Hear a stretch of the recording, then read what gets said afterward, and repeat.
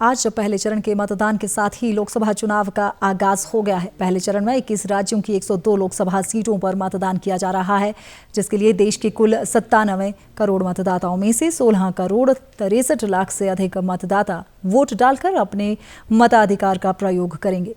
चुनावों के मद्देनजर चुनाव आयोग द्वारा बड़े स्तर पर तैयारियां की गई है। लोकसभा की 102 सीटों में से 73 अनारक्षित है, वहीं 11 सीटें अनुसूचित जनजाति व 18 सीटें अनुसूचित जाति के लिए आरक्षित है। इन सीटों पर कुल 1625 उम्मीदवार चुनाव मैदान में उतरे हैं। हमारे साथ न्यूज रूम से हमारे संवाददाता धर्म प्रकाश जुड़ रहे हैं। जी धर्म, पहले चरण के लिए आज वोटिंग हो रही है। किन किन राज्यों में लोकसभा की सीटों के लिए मतदान हो रहा है और क्या इंतजाम चुनाव आयोग की तरफ से किए गए हैं?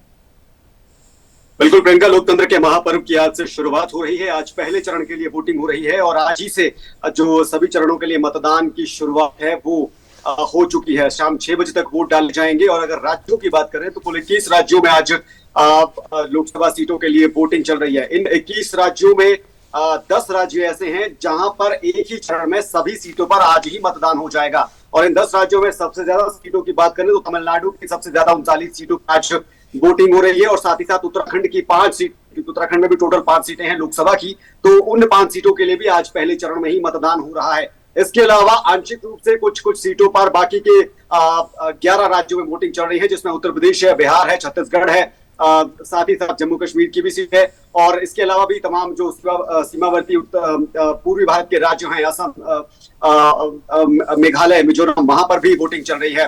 तो अरुणाचल विधानसभा सीटों की अगर बात करें, लोकसभा के साथ साथ विधानसभा की सीटों के लिए भी आज 2 राज्यों में मतदान हो रहा है। इसमें अरुणाचल प्रदेश है और सिक्किम। अरुणाचल की 60 सीटों के लिए आज वोटिंग चल रही है और सिक्किम की 32 विधानसभा की सीटों के लिए आज मतदान चल रहा है। तो कुल मिलाकर विधानसभा की 2 राज्यों के विधानसभा और बाकी 21 राज्यों की लोकसभा सीटों के लिए वोटिंग चल रही है। सुबह से शाम तक वोटिंग का दौर चलेगा और इसके लिए चुनाव आयोग की तरफ से, निर्वाचन विभाग की तरफ से, आयोग की तरफ से तमाम इंतजाम किए गए हैं।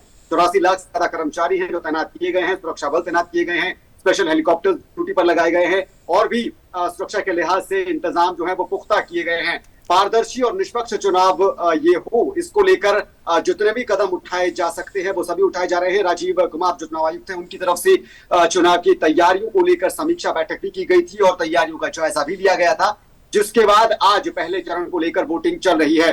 दूसरे चरण के लिए भी साथ ही साथ जो नामांकन की प्रक्रिया है वो जारी है। अमित शाह ने आज ही कुछ ही देर पहले जो नामांकन है वो भरा है आने वाले, क्योंकि अगले चरण में जो दूसरा चरण है उसमें गुजरात की भी कुछ सीटों पर चुनाव होना है। तो जो ऑफिशियल, जो औपचारिक तौर पर महापर्व की शुरुआत है, लोकतंत्र का महापर्व जिसे कहा जाता है, वो आज से शुरू हो गया है और 1 जून तक ये महापर्व चलेगा और 1 ही जून को प्रदेश में, हिमाचल प्रदेश में भी 4 लोकसभा सीटों के लिए मतदान होना है। साथ ही साथ बाई इलेक्शन होने हैं 6 सीटों पर और उसके बाद, उसके 3 दिन बाद 4 जून को जो नतीजे हैं वो घोषित होंगे और सभी प्रत्याशियों की किस्मत का फैसला जो ईवीएम में कैद हो रहा है और आज से होना शुरू हो गया है, उसका जो खुलासा है वो भी 4 जून को हो जाएगा। प्रियंका जी बिल्कुल, चुनाव के नतीजे जो है वो 4 जून को आने हैं। तमाम जानकारी के लिए आपका बहुत बहुत शुक्रिया धर्म प्रकाश।